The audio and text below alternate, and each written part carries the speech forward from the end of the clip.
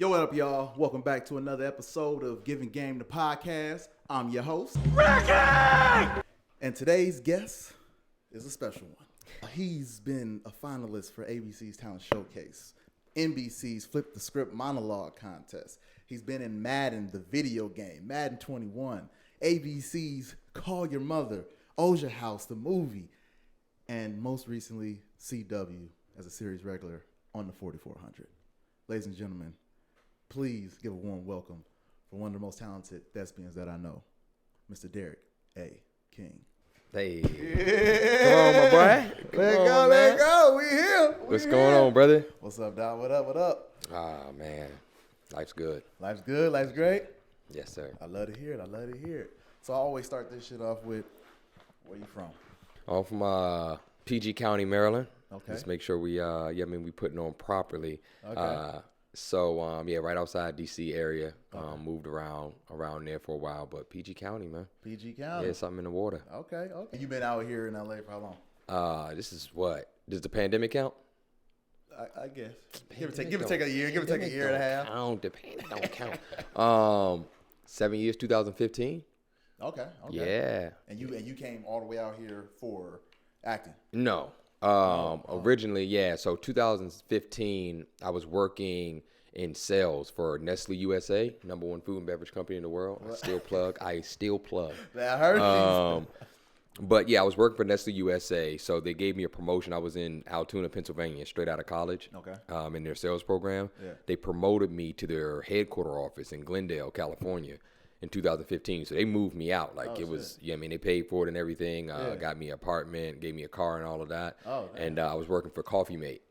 Coffee Mate? Yeah, man. I was the business analyst for Coffee Mate. So, when new flavors were coming out, I think around that time it was like caramel macchiato. Caramel was the trending flavor. So I was the one seeing what flavors were on trend, what stores, what regions of the U.S. would take them and it would be most successful, stuff like that, and then calling those stores on that. So that's why I came out. That's here. What got you out here. Yeah, and so it was you had no acting in your mind. Not at all. Shut the fuck up. Yeah, not when I came out to LA. Now I did grow up in PG County. I was in performing arts school. Okay. So and my major was theater. So I grew up acting. I grew up on stage. But you never saw yourself as like a professional actor. I mean, I always wanted to be. Oh, so you did? Okay, so it was in the back of your mind. I always wanted to be, I guess, famous, for lack of a better word. That's how I would have framed it back then. Now it's not like, I want to be famous. Yeah. That will come with the territory. Yeah. I'm more goal oriented now. But yeah, since I went to performing arts school, kindergarten through 8th grade. So. Oh wow. K through 5, we had to learn how to sing, act, dance, draw, and we all had to choose an instrument. I chose trombone for whatever reason. I see you got the instruments here. You got can't play none. They got drums over there. Can't play none. The drums I dabble on. Piano, I just love the way it sounds. I'll mess with it. The guitar though, I've been on it for 4 months, 5 minutes a day, and I've been consistent every single day. 5 minutes is nothing. It takes away the resistance in my mind of, you'll be like, I'm gonna practice every day, but you're like, I don't got 30 minutes, so I'm tired. Yeah. 5 minutes. Boom, take away the resistance, and that 5 minutes to add it up. I can actually play a tune or 2 or 3 or 4 on the guitar now, 4 months in. But yes, we had to do all of that. And theater, in 5th grade, theater became like my actual focus. So, doing plays, being on stage. Yeah. And during those formative years, it changes you. It changes your whole life path. I got to see that. I got to see what happened, with my neighborhood, with people that I grew up with versus me having that having those formative years of becoming a creative. It changes your confidence. It changes the way you look at the world versus the public school system. So I'm very grateful for that. But yes, that was the extent of my acting ambition. So when did you catch the bug for acting? When did that bug? When did it hit? It was early 2016. So what, you were out here for like a year or so? I was out here. I moved out here March 2015. So yeah, it was like late 2015, early 2016. Okay. I went to an acting class because, like I said, I knew growing up. Yeah. That's what I did. So I went to an acting class. What acting class? It was called. I want to say his name was Eugene. I never knew how to pronounce his last name, so I just stayed away from it. But it was called Eugene Bronca's acting class of LA. It was over there on Cahuenga. It was in Burbank. Okay. Actually, yeah, it was on Burbank. It's not there anymore. Now it's called like R&D Acting Studios or something like that. Okay. But yeah, it was an acting school in LA. Yeah. Not a super notable one or anything like that. But I remember going in that class that first day and we did warm up. We did a Meisner technique where, you know, you say something to the person and they say something back that you repetition. see. Yeah, repetition, going back and forth. And I still remember sitting there at the end of that class, like, I want to do this for the rest of my life. Really? I had one of those real moments, like in real life. Like, first day of class, cap. Like, I'm not even. As soon as it hit. First day of class. You know what I mean? At the end, all right, guys, great. This is before I knew what an agent was, a manager was. Yeah. All of that stuff sounded super foreign to me. When they're like, yeah, you're going to an audition. And I remember conversations during class. They had one guy came in. He's like, yeah, I remember, you know what I mean? You were working background when we were doing the Rush Hour 3 thing. He's like, yeah, I knew you from somewhere. All of that stuff is sounding foreign to me. I'm like, what? You guys both worked at Rush Hour 3? Now I know it. You know what I mean? Now you know the context. Yeah, because we were background. Yeah, so we were in holding together, man. I remember you. Like now, I could talk circles around that because I did background for her. I can make a reel. Yeah. Of my background work. Hey, you and me both, brother. I put in the work. That's what I feel is important for a lot of people to know is like humble beginnings, man. They shape you. Like just doing background. Like I was talking to my last guest, Amber, and she was like, "Yeah, well, like I've known her for like 10 years now." Because everybody that's in background aren't just background artists. They have bigger dreams and bigger aspirations, and you never know what that person's going to be 10 years, 7 years from now. So, absolutely, background changed again. So you did the central casting and all that. I'm still ambitious now, obviously, but I mean, you know me enough to know, like when I say I put in the ground, like nobody, when I get what it is that I'm out here to get, there's not going to be anybody that's going to be able to look at me and be like, how did he, that's not fair because he was one of them. I'm one of, it's just the truth. Like I'm one of them ones that really had to, like even when I left my job, I saved all my money. Like even when I was going broke and it was like, man, how am I going to pay my rent? I had $4,000 for when SAG hit me up and was like, you're eligible for SAG. I signed up for SAG the same day I got the letter. Like the letter came in, you're SAG eligible. Let's go! Let's go! Boom. Same day I signed up for SAG. It wasn't none of that like, you know, our agents try to be like, yeah, well, maybe you should hold off, you know, on joining SAG because it's less job opportunity. I'm like, if I get an offer to be in the NBA, I'm not about to sit there and be like, nah, I don't want to be in the league, man. I think it's just more job opportunities over here. A few more years at college real quick. Like, a few more years. Yeah, I'm going to go to the overseas and G League. No, I'm going, but you think I can be in the pros? Yeah. I'm going pro. Yeah. So I did that immediately. Yeah, I mean, the central casting, I was up there 5 a.m. outside in that line. Man. You know what I mean? Because you got to wait to get in. If you don't get in, then maybe you won't get in that day. You got to come back another day just to do background work. Yep. Yeah, man. I did the whole step outside and whatnot, the whole thing just to sign up so they can take them little pictures. I remember not knowing what profiling was. I remember that vividly. I went up to Daniel Hoff's. The open call? I went up to Daniel Hoff trying to get an agent and whatnot. Yeah. And you know, they go in the room, they give you the piece to work, and then they ask you to profile. And I remember the dude looking at me, he was like, yeah, so I think it was Garrett. He was like, you know what I mean? Profile? I was like, I'm sorry, or do you, what? Yeah, I mean, just profile, just, you know, left and right. Oh, yeah. You know, they didn't take me that time, but I wound up getting in with them, you know what I mean, after trying 2-3 times. But and just for the viewers out there, profiling is just showing your side profiles. So the casting or the producer or whatever can see what you look like, you know, side to side. It's very weird. None of it though. So I'm talking about I went to that class, I got super excited. I go to work the next day, and you know, now work, the contrast is just night and day. I had so much fun last night. Now I'm at work doing a PowerPoint, looking at coffee flavors. It's a corporate, you know, it's super corporate job, cubicle so and all. You know, the whole nine, the whole office. I'm, you know what I mean, khakis with the button up, with the, you know what I mean, with the office jokes. Oh, this is great. No, yesterday we both went out and we were going to do golf, but we decided not to.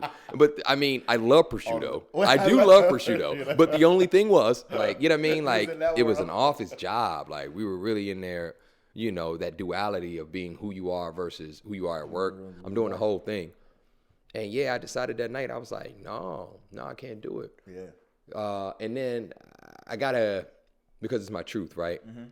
It was a woman I was dating at the time, and she was a creative, and she was dancing for one of the biggest artists in the world, right? And I remember me waking up and going to work, and her waking up and going to this artist's house to rehearse dance. You know what I mean? Because that's all she did. Like the only thing she had to do wasn't no Instacart. It wasn't no that. All she had to do was dance, what she was passionate about. And looking at that every day, I was like, oh, that's real. I was like, this is, my whole life I've never, before you move to LA, you don't just know people that are in the field of creative fields. You just don't, that's not really a thing. So I'm like, yo, you make money from just doing what you love all the time. It's like you're not even working for real. Like she's never working. She's always in a good mood. Day in your life. So yeah, between that and then going to that class, I knew I was like, nah, I'm gonna go at it. And I started doing that for a couple months. You start getting better. I only have that theater training, so my first couple months, almost to a year or so, everything's to the back of the room. Everything's to the whole, you know what I mean? All my actions are, you know what I mean, super big. And, my acting teacher's like, just bring it in. The camera's going to come to you. I've never been on camera, so I don't know what that means. I went to jig reel, got my, your little fake reel that you get made. And then they give you the little scene, and you make it look like with the little music in the background. And you're doing this little fake acting. Not fake, but you acting just so they have a reel. I did everything. Did all of that. Oh, the whole process, dude. So did you quit the corporate job to fully pursue acting? Like when did you, how did you transition to? Let me tell you about God. I'm going to tell you the short story. And this is how I knew and still know that I'm doing exactly what I'm supposed to be doing right now.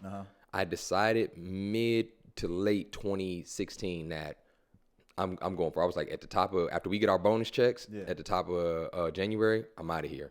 I'm going to be a full-time actor, right? I wound up getting with Daniel Hoff in 2016, right? So I'm just having auditions, and them auditions, for one, you don't miss them. No.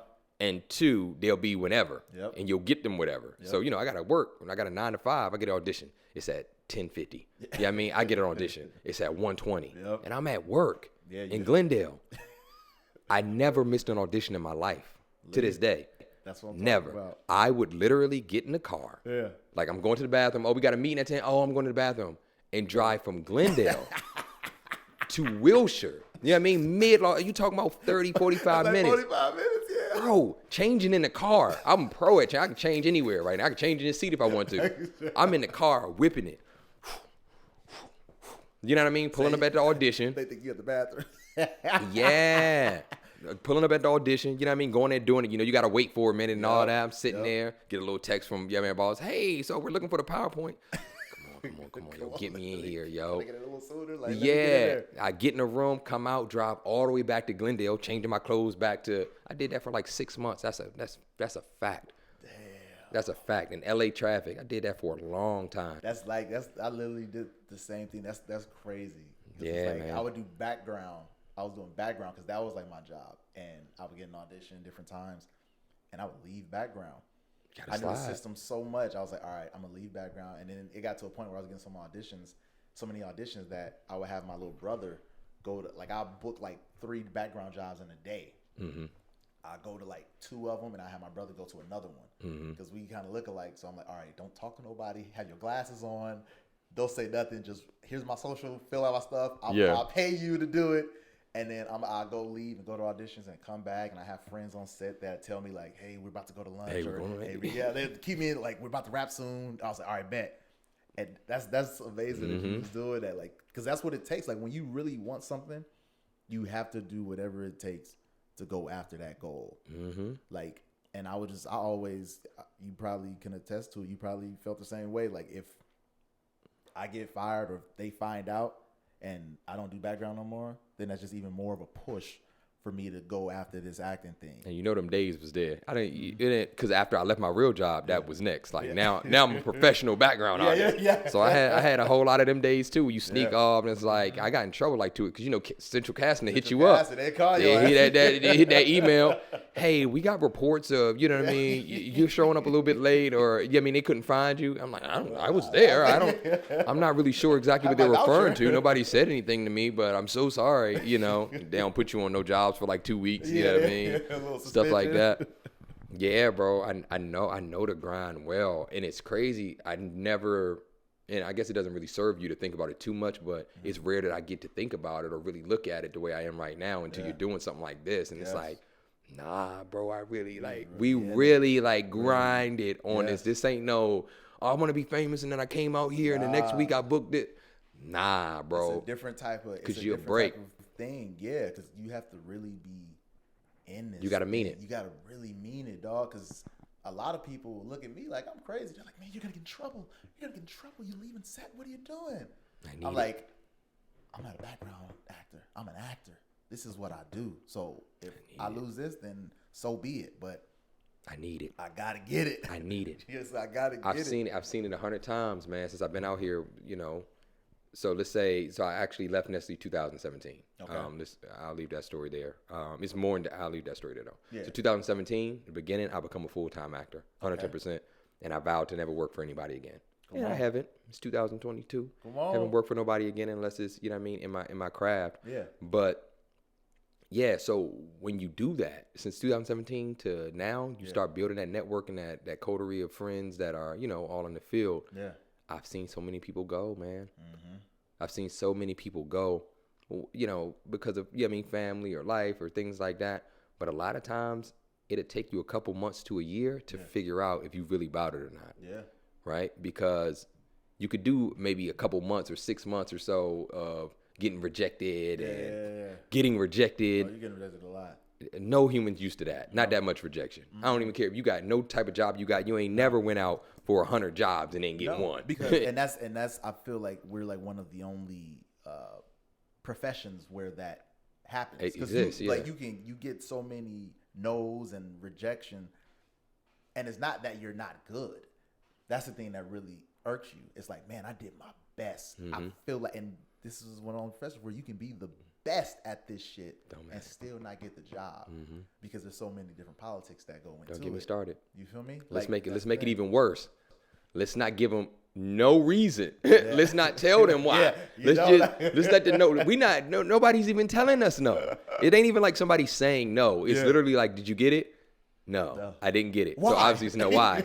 I don't know. It was no feedback. Like they didn't let you know. So you just get no after no after no, feeling like you're the best. Even if you play basketball or something, right? And you're not getting a scholarship or something, you could say like, all right, I dropped 25, 15, and 3. Statistics, yes. It's like, okay, how can I drop 25? How can I average 25 and 10? And he averaged, 20 in 3. And he got the scholarship and I didn't, or he got the G League. That's not fair. Like, you could talk to somebody. Yeah. And this acting thing, man, I could do 100 auditions that are like, bro, you should be on a movie, a TV. Like, you should be getting an Oscar. Yes. And nobody will know. He averaging triple doubles. Every game. Every game I'm averaging a triple double. And y'all over here treating me like, like I ain't even in the league. What?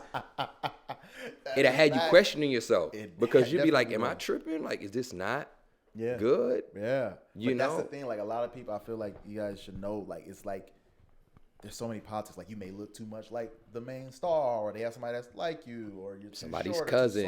Exactly. It's like, it's so they might want to go with a more name actor, and they put like, it's so many politics, but you just got to stay the course. And we also went through that phase, which I knew it wasn't real. I ain't gonna lie, I got caught in it for about 8 months, if that. But we had the unique experience of going through the social media phase. Yeah. So from like 2015 to maybe 2019, you ain't getting certain auditions if your followers run right. Yep. And everybody thought that was going to be the standard. Yeah. You know what I mean? They was in there like, how many followers? How many followers? That's a question on the sheet. Name, address. How many followers do you have? Put your handle so we can verify. And your handle. Oh, bro, give me a break, man. I'm not worried about followers. I'm really trying to be out here being the best actor I can be, and you worrying about how many people following me? Yeah.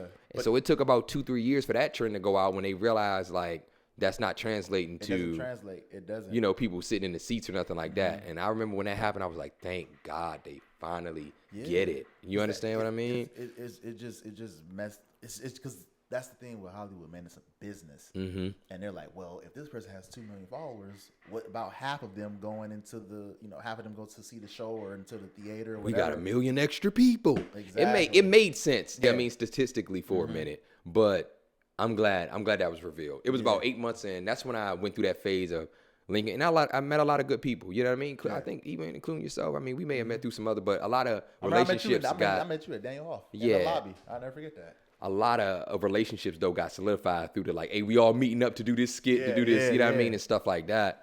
And I never wanted to do it, but I would, you know, I dabbled in it and whatnot. I started doing that the Denzel skits for a minute. Hey, how about a game of 21, fellas? And I never forget. I was at that party. I think it was Brandon's party, one of Brandon Brown's parties, and you know, people would come through, some notable people, definitely Instagram people and stuff, and somebody was like, oh, yo, you gotta meet, you know what I mean, blah, blah, blah, like, yeah, hey, yo, King, this is blah, I ain't gonna say who it was, but, you know what I mean, this is blah, blah, blah, yo, this is King, yo, he be doing the Denzel joints, yo, he's hilarious. And I'm like, nah. That's not what you wanted to be. Nah, y'all not about to be out here in Hollywood, L.A., looking at me talking about this is the one that do the Denzel skits. This is the one that act like somebody else so good. Nah, fam. I'm not him.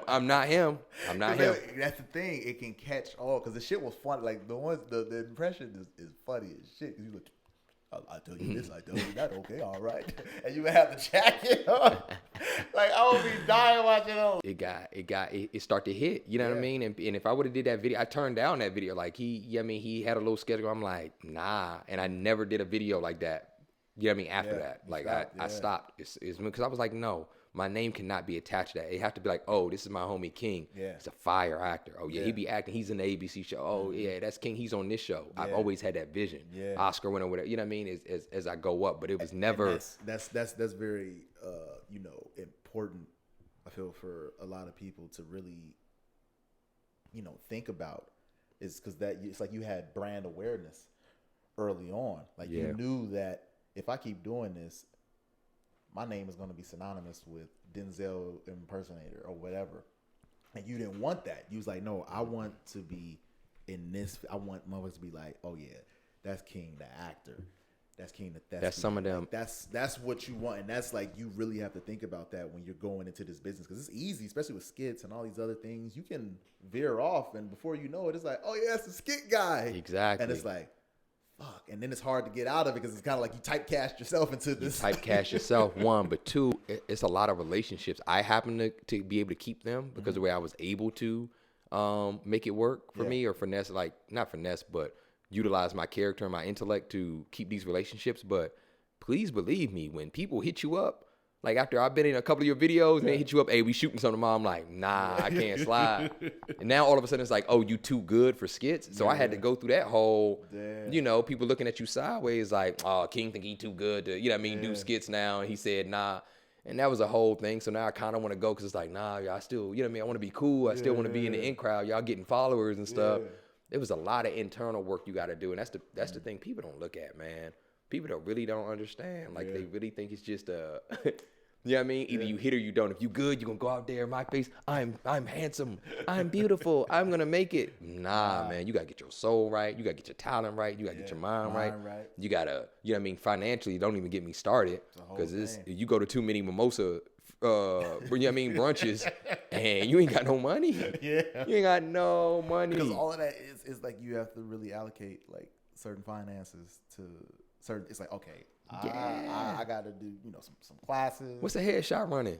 Good headshot running. You 5 to 6. If you shoot with like David Muller or some top tier like that, you up in the 7-8s. Man, Paul Smith, you up in the, you know what I'm saying? You up in the 7, like you in there financially. Then you talking about class because.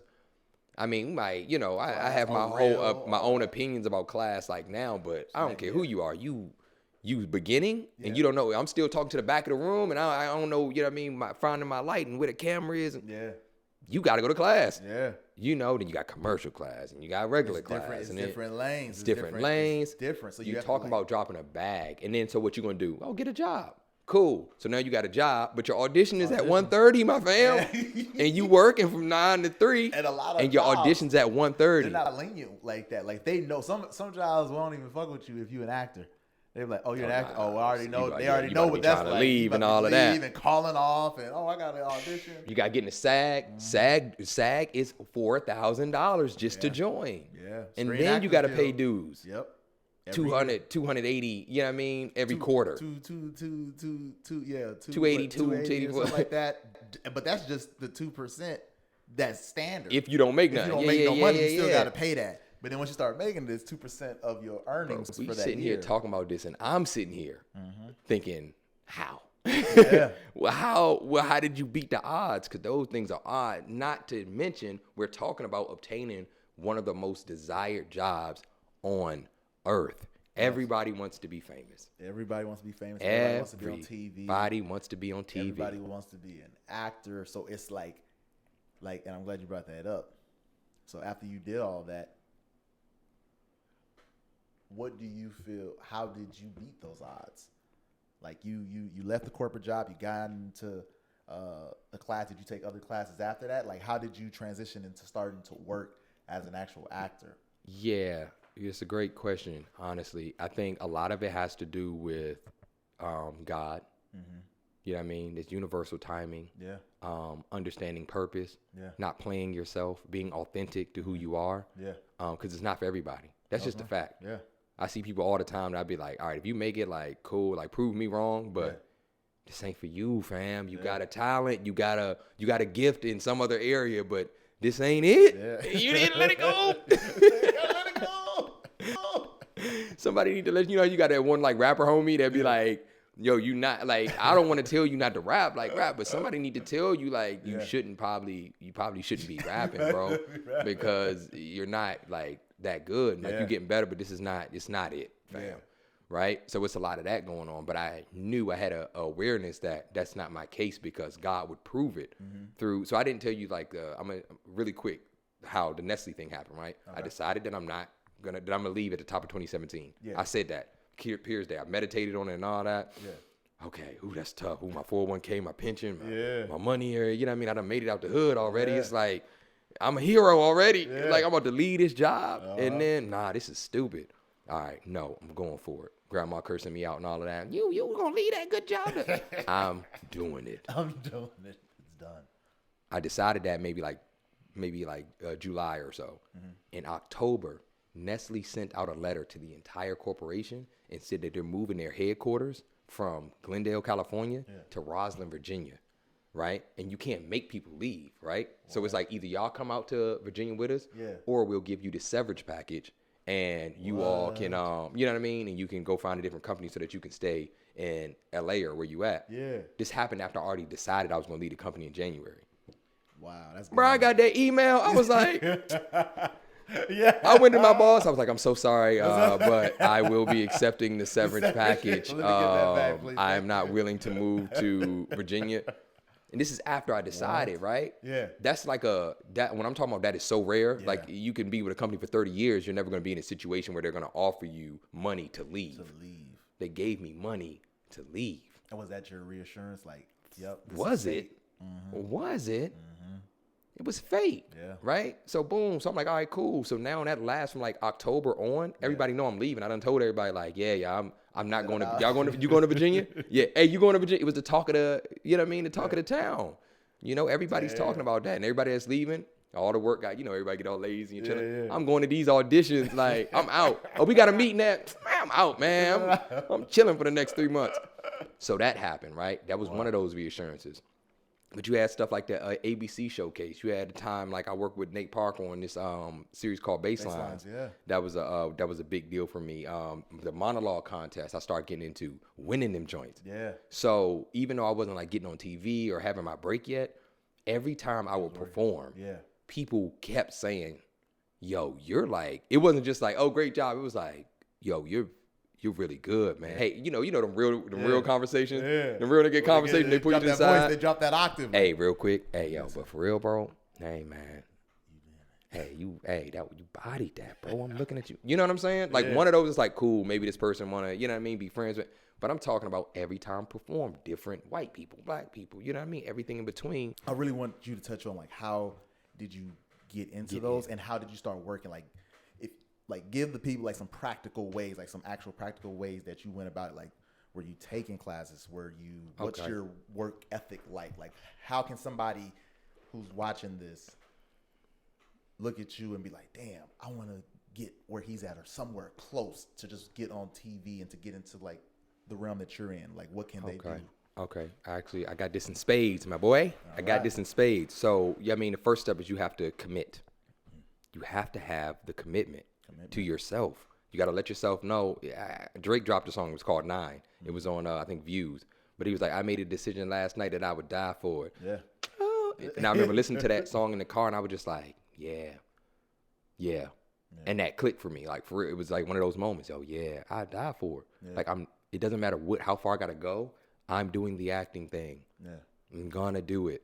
So now any other obstacle that comes is clear. Like, what are you going to do? You going to stay with Nestle or you going to, I die for this. Like, this is my choice. Like, you live one life. You make decisions. This is one of my decisions. I'm sticking to it. It is what it is. I love it. What if it don't work out? It's going to have to show me. If this ain't it, it's going to have to show me. I'm not being arrogant enough to say like, oh, well, I know for a fact it ain't going to. Maybe it will. Maybe it doesn't pan out the way I think, but you're going to have to show me. But you got to. So it started with that. So commitment.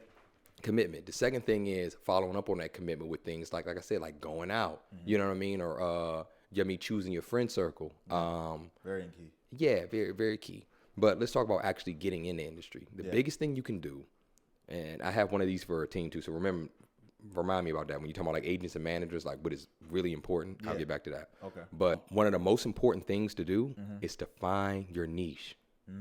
Find what it is that makes you stand out. Put yourself in the seat of an agent or a manager or, a casting director that's looking for somebody. But let's just say agent and manager, because that's what you need first, an agent. Forget manager. Agent, right? Yeah. You need that. You ain't really got too much of a choice. Somebody got to put you in these rooms and believe in you, right? If you were an agent, if you just get emails all day and somebody send you an email of their head and saying that, they feel like, they're great and they have all of this talent. Yeah. They would love to sit down and talk to you. You might, but you also might not. That's not something you never going to see somebody's headshot. You're never going to see somebody's face and be like, oh, they the one. This is the one, right? Yeah. So for some people it's Instagram. Some people it's skits. Some people it's it's stage plays. You know what I mean? Some people it's some people get fortunate enough to get on like a TV show or a star, but they say that one funny thing that really pops and like, oh, I can see it for them. You know what I mean? Like, oh, that makes sense. Yeah. Right? For me, it was monologues. I found my niche. I'm like, monologues, I like that. Finding your niche. Because you know a whole bunch of people that get in the industry a whole bunch of different ways. Yeah. And it's always off of what works for them. And it might be stand-up comedy. 100. Right? I like that. Like finding your niche. Yeah, that's a good one to highlight. Because it's like, you're right. There's not just one way into this business. You can come at it all different type of ways. Like if classes and all that's not for you, but you thrive on the Instagram shit, then put your all in that, but put your all into whatever niche you see fit for you. It helps to make it authentic to you. I didn't like Instagram. It wasn't. I didn't have a quarrel, or I didn't have beef with people that do Instagrams. Yeah. It was like I'm acting like you though. So if you king back and you doing Instagram, and I'm trying to act like you, he's really about that. He was doing Vine. He was doing all that. Like he loves that. He probably wakes up in the morning, 10 ideas. I'm gonna do 5 today. Yeah. Let's go. Right. I don't wake up in the morning like, I gotta do this shit. Yeah. I gotta do something. I gotta put some content out. Yeah. I'm not really there. You get what I'm saying? So it's finding that thing that so you gotta find that thing that's excited. That makes you excited. When you and that you're good at too.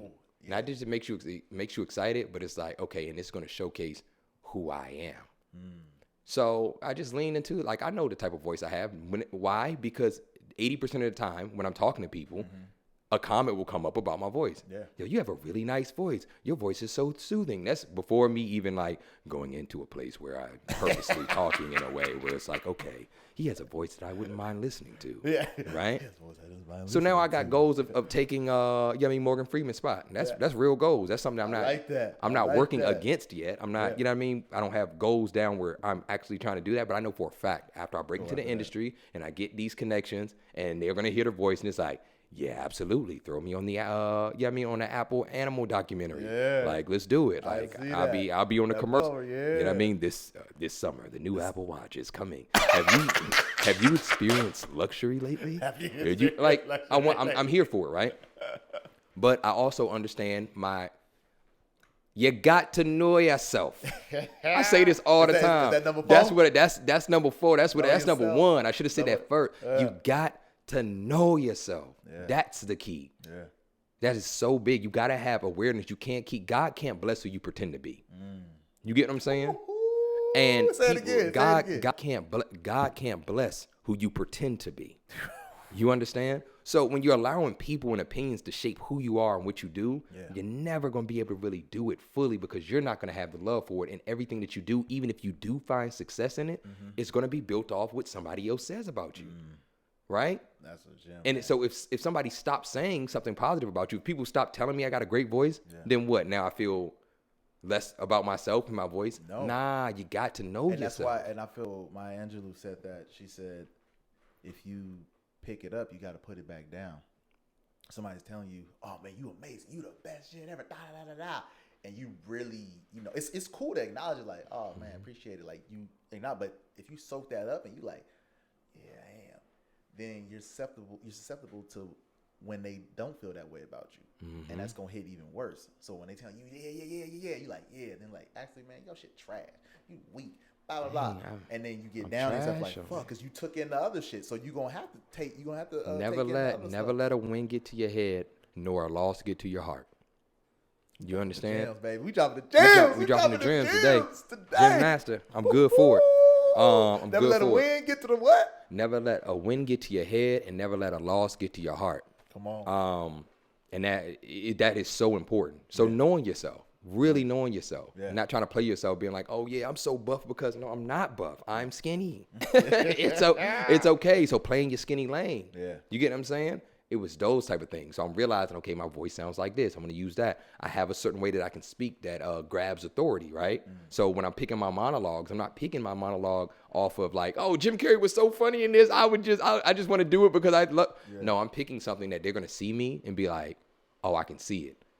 So I know I had the Denzel thing, right? Yeah. Like that monologue that I started off crushing LA with. Great Debaters monologue that so many people have seen and like, and have literally come up to me and be like, yo, you did that's a choice. Yeah. That's not my favorite movie or nothing like that. Like that is literally me finding something that's like, when I do this, somebody's going to be like, one, that was fire. And that's it kind of who did that remind me? Because not everybody saw that movie. Because nobody seen it. It wasn't like it was like a huge blockbuster hit. So I ain't grabbed Training Day. I didn't grab. You get what I'm saying? And but that's the thing. Like when you did that, it was a bold step in itself to challenge you as an actor because acting class and stuff, they tell you don't do anything too modern or anything that's like a big name actor has done because they can't unsee that person doing that monologue. But you stepped into that challenge and you crushed it because.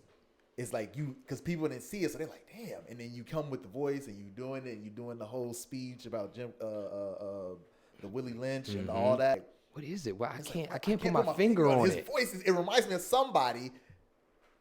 You would think that is by chance. You would think that I'm making them feel like that. That is me in the room with not enough money and no job, and loving my passion and my craft, and crafting what I want it to look like. Yeah. You get what I'm saying? Yeah. Like that is the work. I love that, and you would do that. I remember, like, because you would go to these monologue slams and these different contests and talent showcases and stuff. And I remember you did another one, and I was like, it's just fun to watch. And I feel like actors should do what you did too if they're able to, because it just challenges that you challenge yourself as an actor in different, forms. Like you went to a monologue thing, and I remember you did the monologue like how your voice was, but then after he's like, "Thank you so much," and you did the UK accent, the British accent. Oh, yeah. Remember? And everybody thought you was British.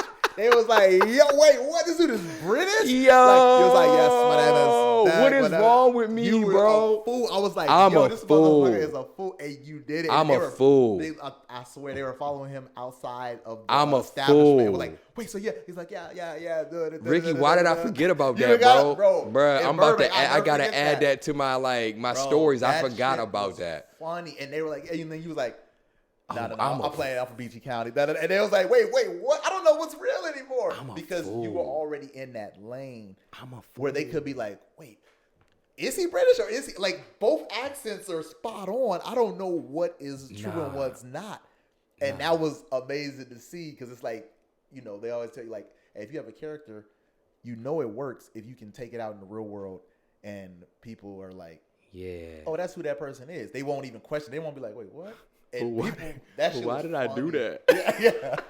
Oh no, like 'cause you did. You went Why up and did you I didn't even do introduce that? yourself. They was like, yes, this person, Derrick A. King, and you got up there and you just went into the monologue. You didn't say anything. And then after, they're like, hey, ask questions. Something. He's like, yes, well, and everybody's like, oh, like the whole room went crazy. Like, yo, wait, what? This motherfucker did this. Yo. That And I shit- didn't drop the joint. I didn't drop it until we were outside and yep. people were like following Yep. us. Like, once I'm like, Yep. hey, that was a dope monologue you Yeah. did, man. So you're really from London? Yeah. I'm like, yeah, I'm not. Nah, man, I'm really from PG County. Yeah. What? What? What is? Bro, I'm a fool for that. That is hilarious. That is- I'm I'll gonna laugh never hard forget about that. this after this. I forgot about that. I went on that stage and acted like I was British for no reason. Like, and that's why I was like, I wonder if that Psychopath was like, shit. I got issues, bro. that's funny. You didn't pretend of that because I was Just for like, no, I wasn't double dared or nothing. Like, I was just like, I'm gonna do this monologue, and then afterwards, I'm gonna act like I'm British. That was, yeah, that's hilarious. I'm gonna have to say that on Jimmy Kimmel's. Is it I Jimmy forget. Kimmel's story? I'm a fool. That was So funny. yes, but stuff like that. That is literally me in action. You witnessed me pushing myself to those levels, to those places, like just having courage and really being what people talk about being. Yep. It goes so far past being famous. Yeah. That had nothing to do with being famous. I didn't do that for no likes, no follows. That wasn't on Instagram. I didn't say, hey, TikTok this, I'm gonna post it later. That was me and my homies at a spot at Dame Dash Studios. Yeah. It was Dame Dash new studio, and I just went up there, did the monologue, and boom, I'm pushing myself really about this. You know what I'm Yeah. saying? That's what I'm saying. Just from watching your journey, I remember That's these wild. moments and stuff. That's hilarious. And just to go in that, I want to dive into the transition into like the monologues, like, because you were doing the monologue slams and all of that. Mm-hmm. How did you start booking TV roles from that? Did you get an agent from that? Like, how did you get your team Okay. to start getting you these roles and these movies So- and stuff like that? Like, how did that happen? That goes back to what I was going to say earlier about the team. One of the most important things to any aspiring actor that's out there that's looking like, oh, agent, manager, stuff like that. What should I be asking? What should I be doing? The most important thing that you can do when you're trying to get an agent is find someone that is actually excited about you. Whew. That is a game changer. Yes, it is. When they get you because they feel like they can just make money off you, that's one thing. When it's like, oh yeah, he's handsome. Oh, she's really pretty. When you find somebody that's like, oh no, you're a star. You have the qualities, and I see it. I see exactly what I can help you do. It'll change the entire trajectory of everything that you're doing. So Facts. what would happen was, so you have to find something that is worth being excited about. Yeah. And that's not an email. It will never be an email unless you email master. Unless you got your own website, the email pop up and it, and it does a headshot for the person reading it. Yeah. Or something. You'll be like, oh, they did a head. And they're going to love you tech-wise, but no, you can't do it in the email. Yeah. It has to be something that they're like, oh, I can see it for them, right? So the monologue contest, if you've been to, you seen me work, like, Yeah. people stand. Yeah. People clap. Yeah. People are enamored. Yeah. People are in awe. If your job is to find people that do that, you trying to find an Oscar winner and you sit in your seat, all right, you've seen 11 people go. Yeah. No, Uh-huh. really great. Woo! Snap. And then you see somebody go and it's like, it's like, oh nah, who's this guy? Yep. That happened to me, like, notably times. I can think of 3 times off my head that it was like, nah, I got an outlandish amount of love and respect and respect from my peers, but also like astonishment in the crowd from that monologue and that performance. So that sticks. Like Hollywood is all about, it's not just about who you know, it's who you know and how they feel about you. That's going to take you super far. It's not just about your talent, be talented, work hard. It's about who you know and how they feel about you. That's how it works. Baby. You get what I'm saying? Today. Yeah, they talk about nepotism and they talk like, oh, my uncle was this and that because he knows you and this is how they feel about you, right? But if you don't know nobody out here, which I don't, you coming out here and you straight fresh, new booty, right? Yeah. You got to come out here and you have to have people feel a way about you. So is that how you got your agent and stuff from the monologue So slam? boom, I'm gonna give like a small, like let's say I did the ABC showcase. I did it 2017, got to the finalists, like the final 12 people, didn't get in, crushed. And right? that's when you submit the ABC. That's when you submit. You're talking about 40,000 headshots going in. 1,000 people get picked to even send auditions in. 400 people get picked to actually come in, and then those 400 are going at it. You know what I mean? Doing scenes and stuff like that at Disney. You know what I mean? At the Disney ABC headquarters. Yeah. So I'm in there. I get to the top 12. Okay. Didn't make it to the last round. Didn't make it. I'm hurt. Thought it was me. Yeah. So I go back 2018. Okay. Make it. Right? My second year. It's people that do this years. I did my second year. Make it. When I made it, now, you know, I know the executives and stuff. They're like, I wanted you last year. I was saying this last year, whatever. But, you know, things happen, da-da-da.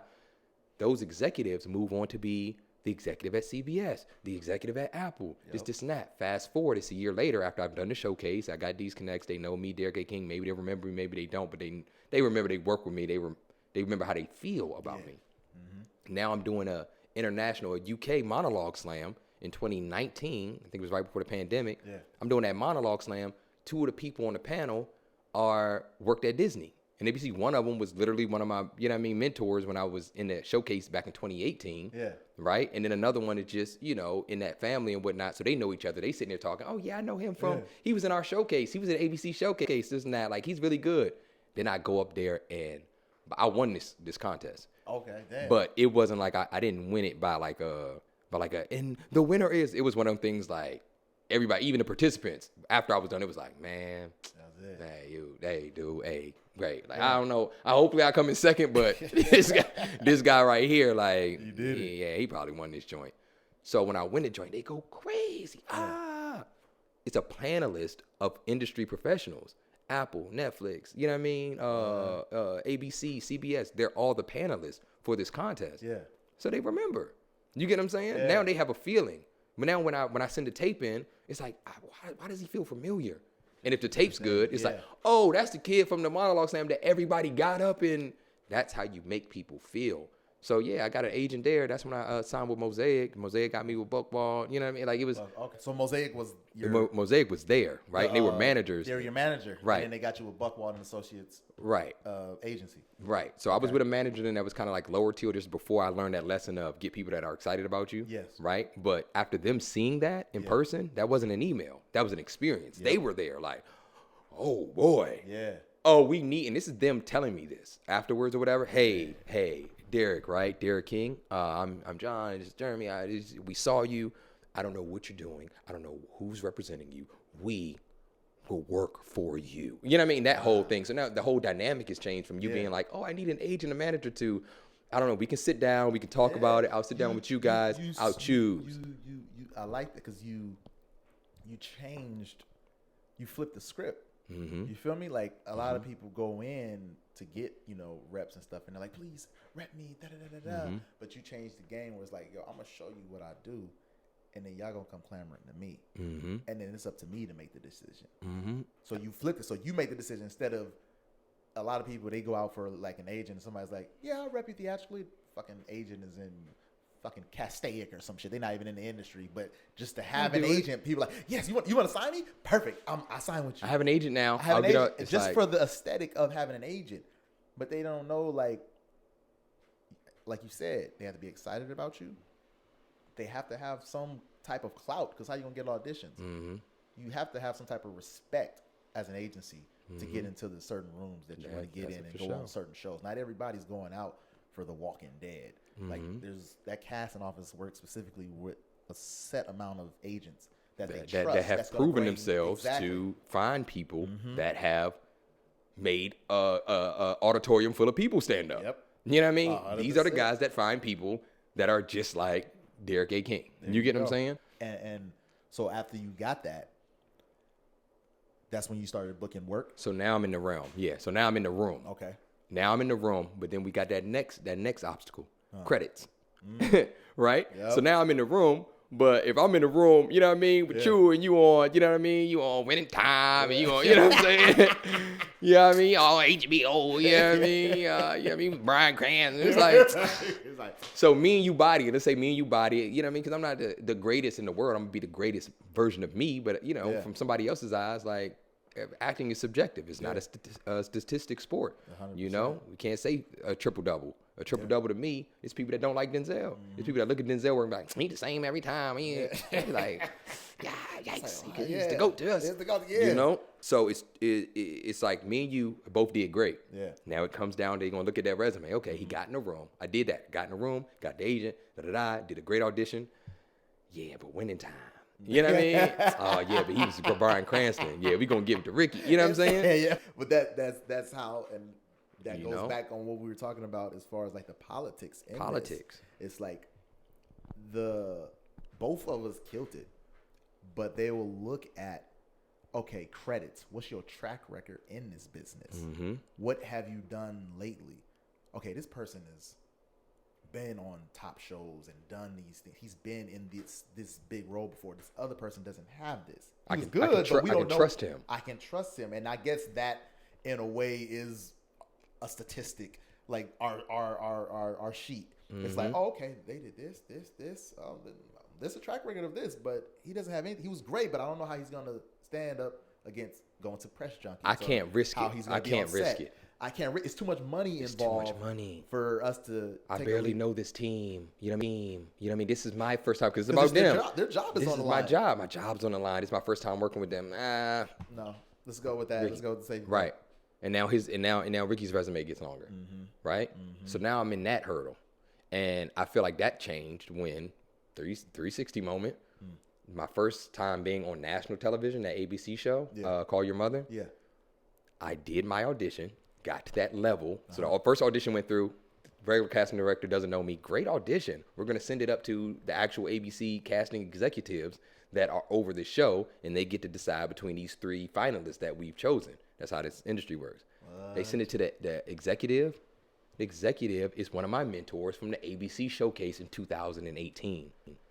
What? This is 2021, right? Yeah. This is 2021. I sent this audition in. I got past the first round. This is the final round. And then the person that they sent it to was my mentor from the ABC showcase that I got from doing monologues in 2018. Full fucking circle. She called me up. Hey, I just got your tape. One, you probably don't know this yet, but congratulations. You're going to...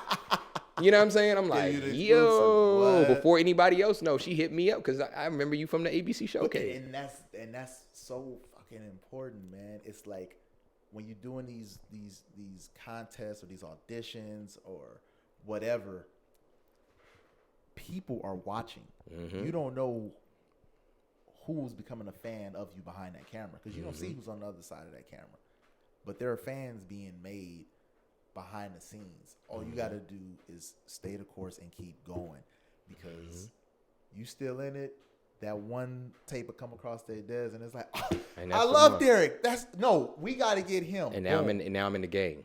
And now I'm in the game. Now I'm on that ABC show as a reoccurring. First of all, it was a guest star. And then I'm going to do a little spill on this real quick. It was a guest star that turned into a reoccurring because of how I conducted myself on the set and through my talent, right? So let me talk about what I said is who you know and how they feel about you. Yep. So I could have been in the ABC showcase. I could have been showing up late. Yeah. I could have been unprepared. Yep. You know what I mean? Forgetting my lines and whatnot. Yep. Not treating people nice. You know, stuff like that. But that's not me. No. On set, you ain't going to have a word to say about I'm so confident in it. You can ask around. I'm the type, and this is a gem for any actors. I'm the type I always hang my clothes up after I shoot. At the end of the day, when I'm done this and that, and I go back to my dressing room, I hang my clothes up. Why? Because the wardrobe person is going to come in there to get the clothes and be like, oh, they already hung up. Gotta love King, man. You know what I'm saying? And you don't know that same casting director could be really cool with the assistant director of that show, and they out getting beers or drinks three weeks later, and it's like, man, good thing we wrapped on that show. Yeah, it was a good time or whatever. Yo, hey, and Derrick, man, Derrick King, he's a talented dude. Yeah, and good guy too. Like he even hung up his clothes. Now, how do you feel about you, right? So now that assistant director is now a director on a new project that's in business. And then I send my tape in and it's like, oh, that's Derrick King that I worked in from what's it called? Yep. Good guy, man. And he's super talented. Bring him in. Who you know and how they feel about you. That's so key, man. Because all them people are different people 3 years from now. They're not going to be in that same position. They're not going to, that PA ain't gonna be a PA forever. A fucking first AD in a few years. Just like the person in the background ain't gonna be in the background. You know what I'm saying? Exactly. And you crush all of that when you learn how to treat everybody well. Yes. Just be a Be a good fucking person. It would seem, but it seems like that simple. It seems, be a good person. But we both know it does not. It far from that out here. Yeah. You'd be surprised how many assholes you run into. Oh my God. Definitely when they get some clout. Definitely when they get assholes. Yeah. Assholes. Yeah. That happen to be really good at their job. Yeah. So it's like, we'll take him. He's a great DP. He's a great cameraman. He's a great director. He's a great actor. But when he walks in, everybody's like, here comes. Mm-hmm. You know what I'm saying? Yep. I don't want that. Yeah. That's not really my MO, right? You go in and you are professional everywhere, not just on set, but off set. So when you're hanging up your clothes, when you talking to the PA at lunch, everywhere you go, quote, you're on. You have to be I've been on so much that now it's not on. Yeah. It's really who I am. It's who you are. I don't get off of this. You don't leave and shit, and I just become like a dickhead. Yeah, it's just like man. Now I can really be who I am. I'm kind. Like I'm a kind person. I'm a kind at Trader Joe's. You know what I mean? If somebody look like they rushing, I might let them in front of me. You know what I mean? I let people over. I meditate. I'm really just a better person because one, it makes me feel better in my life and my happiness and in my alignment. But two, that's how you win. What time do you win? It's going to be reciprocated. You got to understand the laws of energy. Yeah. That's a whole nother conversation. Yeah. But now I'm getting to see those things because you know how God works, right? Mm-hmm. You don't see it when it's happening. No. So now that situation with my first ABC show, that's that first time where God made it clear to me, like, I met her in 2018, so that in 2021, this moment can happen, right? And I didn't get it in 2017 because she wasn't an executive yet. 2018, she was. She's the one that let me in at 20. So now you got a new level of this, which is trusting the process. Yep. So now I trust it. So now when I'm sending in these auditions and all of that stuff, and I don't get it, now I'm not sitting here like, when's the next time I'm gonna? It's been a while. Maybe I won't. You proved it. Yeah. You proved it, guys. Yeah. Now I trust it. Yeah. Nah, it wasn't that one. It wasn't that. I don't know who's seeing these tapes. I don't know if it's No's, Jess's, but it's probably building up. Knowing my that's what it knowing is. my God. It's just being consistent and just letting God work. Like you don't know what's going on behind the scenes, and the one that you wanted, it just might not have been your time. It wasn't. It wasn't. It's just waiting for your time, and that's what I want to talk about because. I want to get in on this call your mother and how everything went on from that. So we'll be back in just a minute. So you got on call your mother. So how did that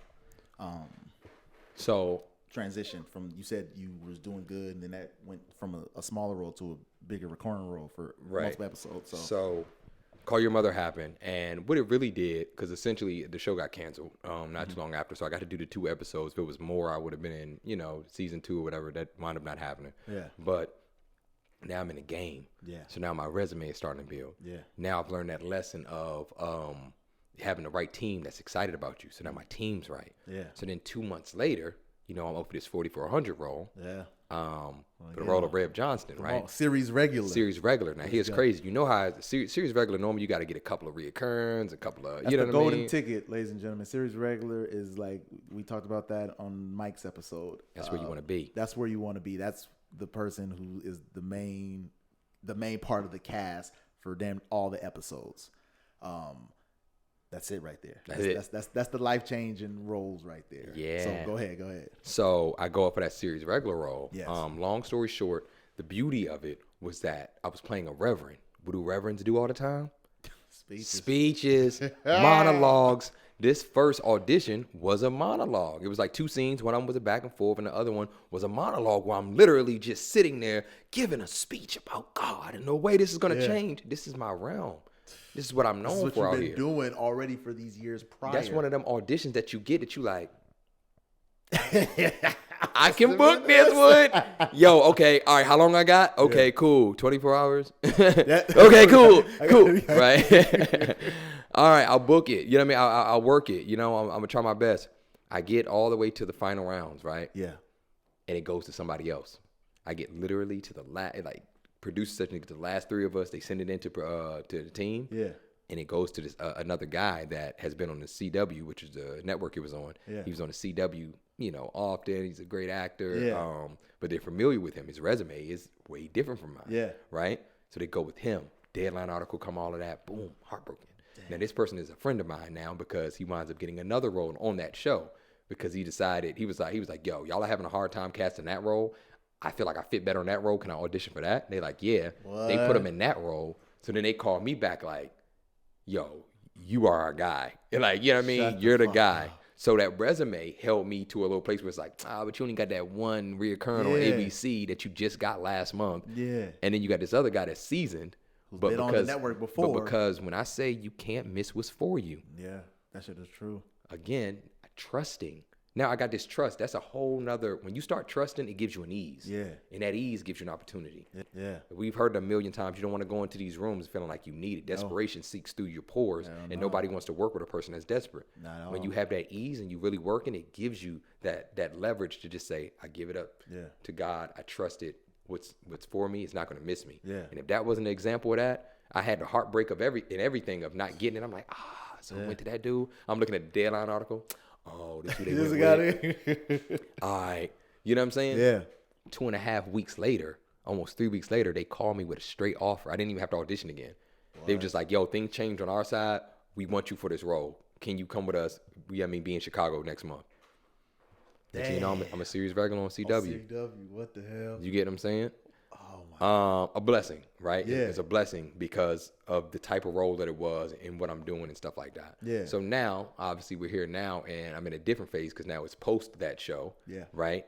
And now my resume is even better because now I got the ABC thing on me. Yeah. I got the series regular. Yeah. And now I'm back in these streets. Yeah. Which is a beautiful thing because I have the reassurance and that trust and that ease. This is when I get to put the work into play. Yeah.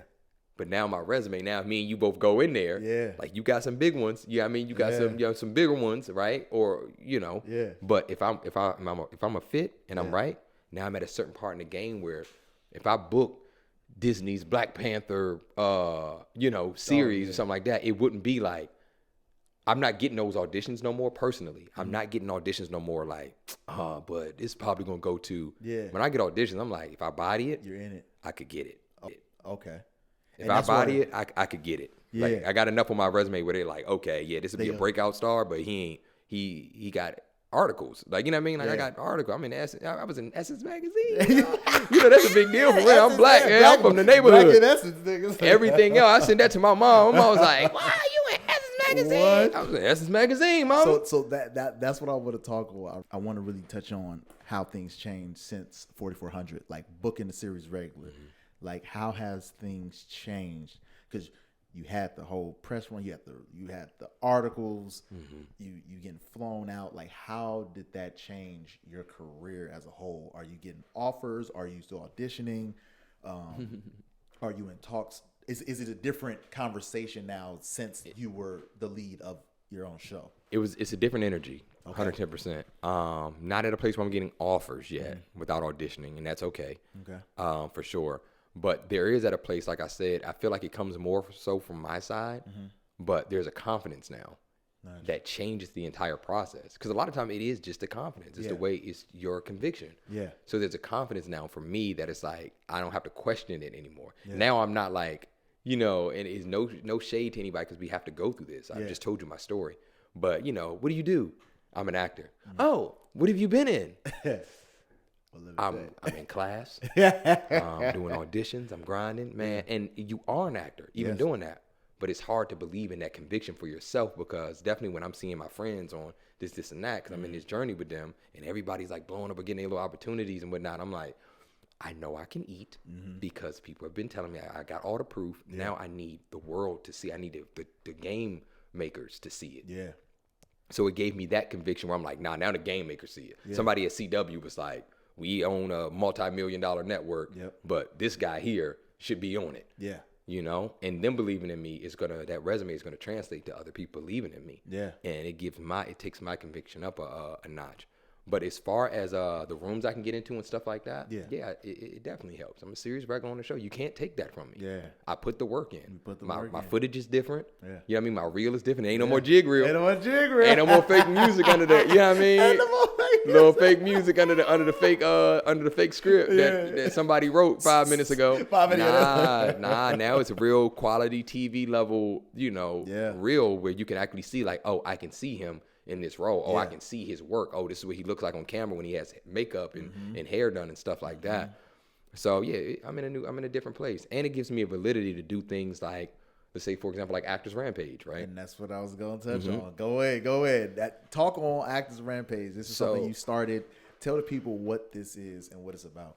So Actors Rampage was it's a program that I created. It's a workout program for actors to be able to come in and have a gym to hone their craft creatively.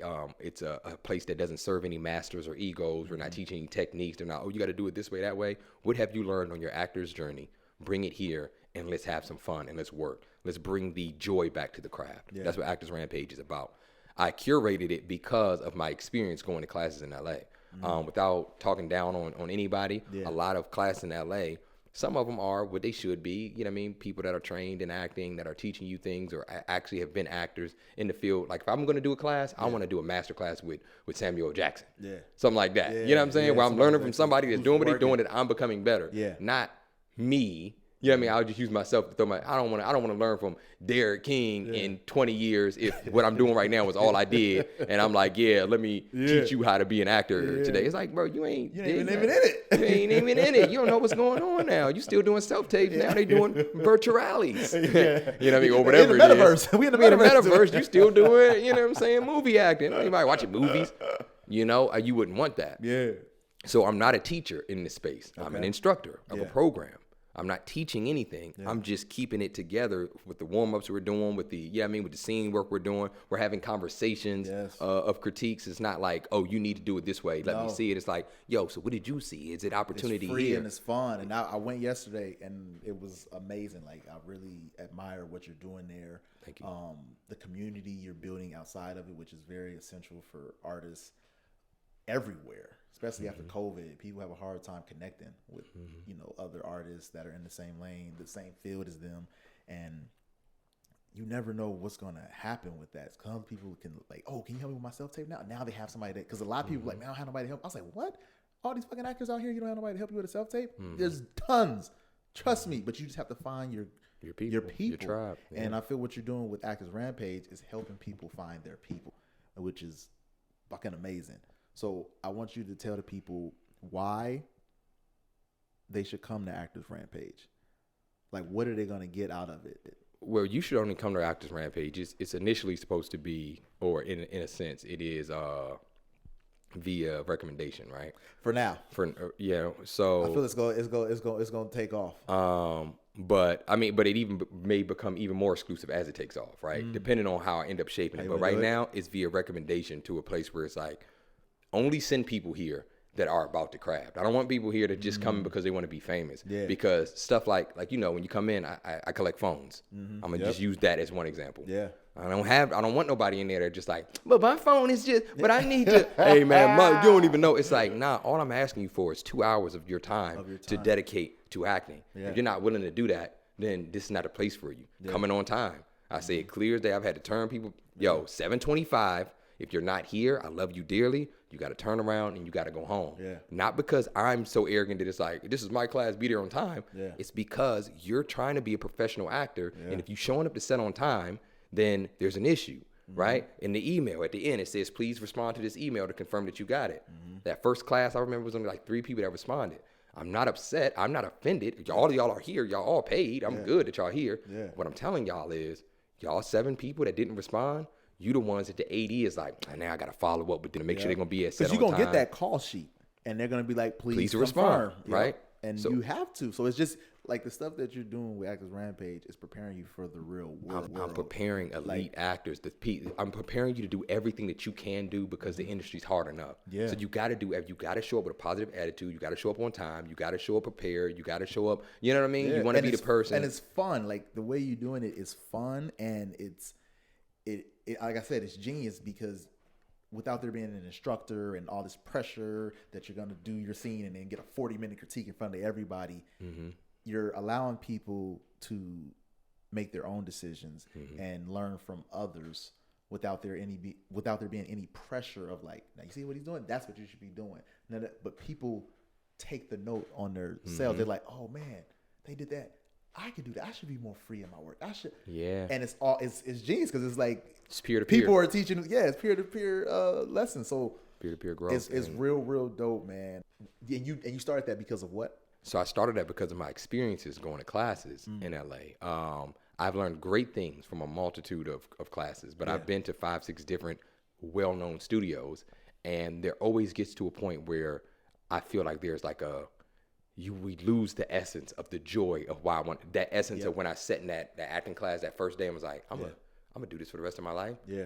There was a joy in it that gets stripped away when it becomes like, oh, I hope myself takes.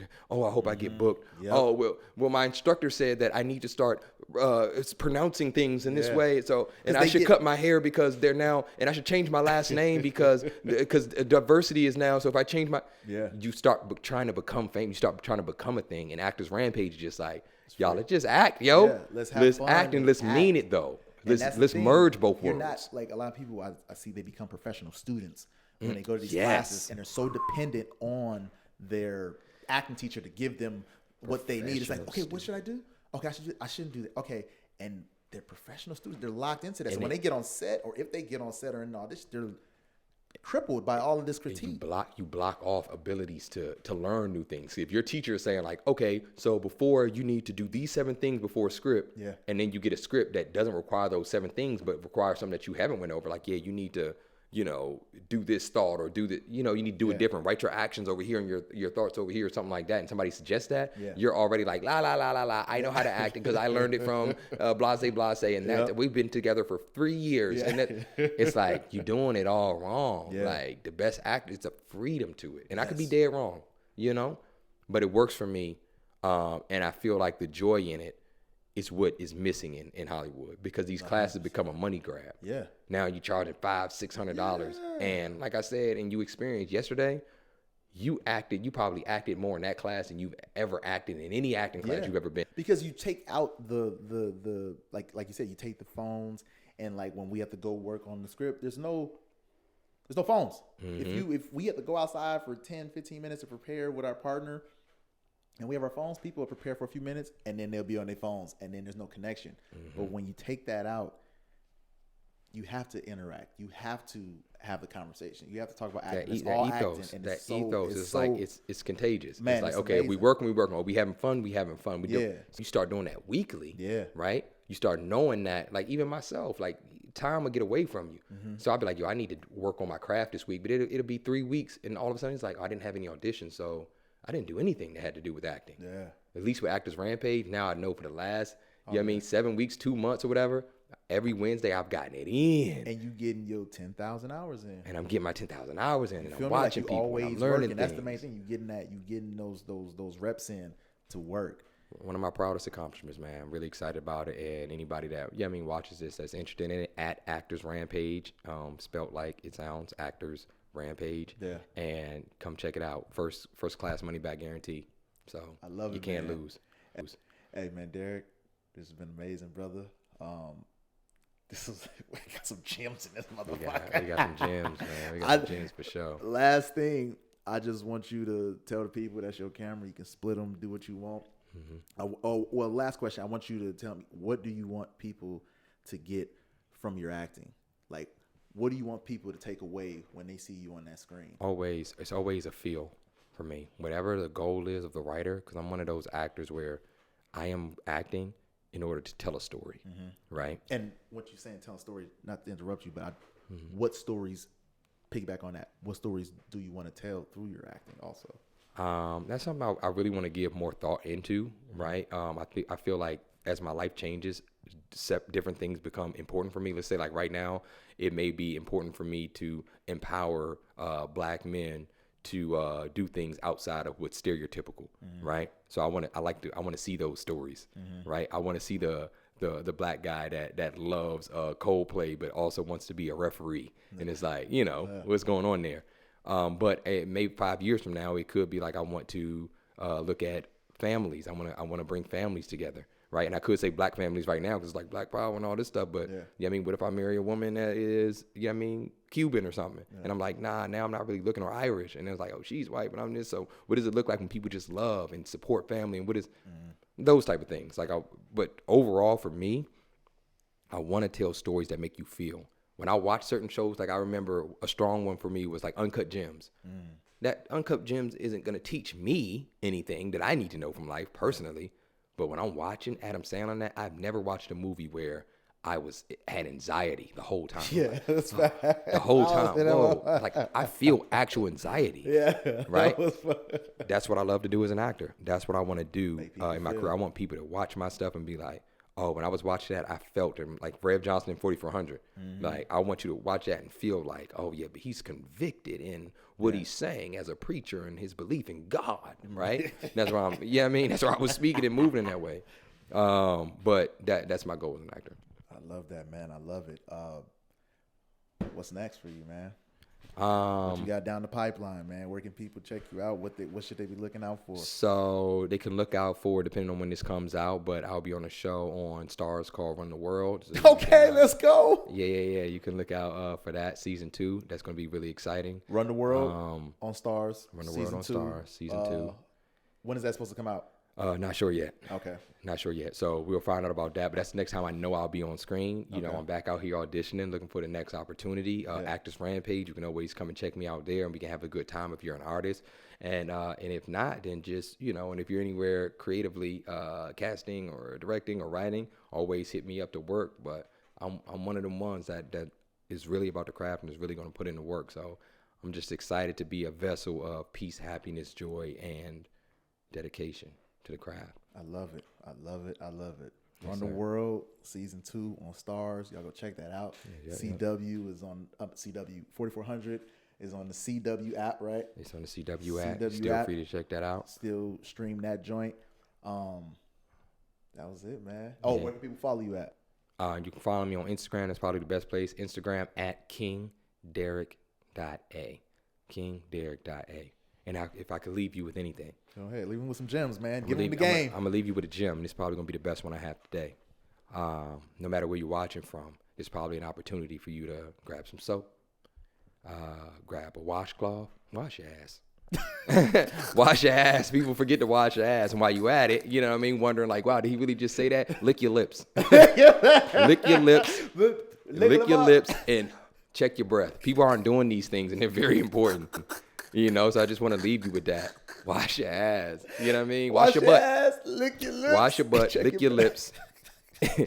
Wash your butt, lick your lips, and check your breath often. It's not happening enough in the community. So do that. And I just want to leave them with that, yo. I appreciate you having me, brother. Hey, man, this was amazing, man. Hey, this was Giving Game the podcast.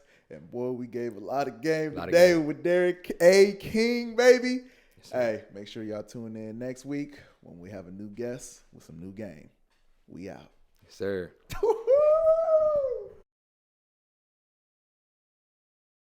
I think it's got the gems, boy. Mm-hmm.